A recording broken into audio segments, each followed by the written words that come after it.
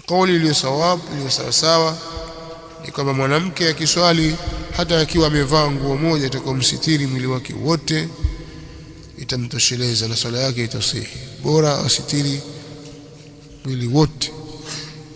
Sehemu iliyoruhusiwa kuifunua ni uso tu na viganja viwili vya mikono.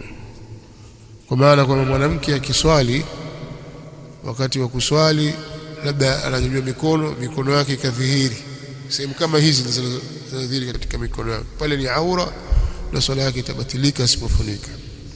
Au wakati wa kusujudu amesujudu, nyayo au miguu iko wazi, swala yake imebatilika. Na wanawake wengi hawajali, hasa wale wasiojali sutra, wasiojali sitara. Tavaa kanga zake, tajichongazunga, akisujudu miguu iko wazi.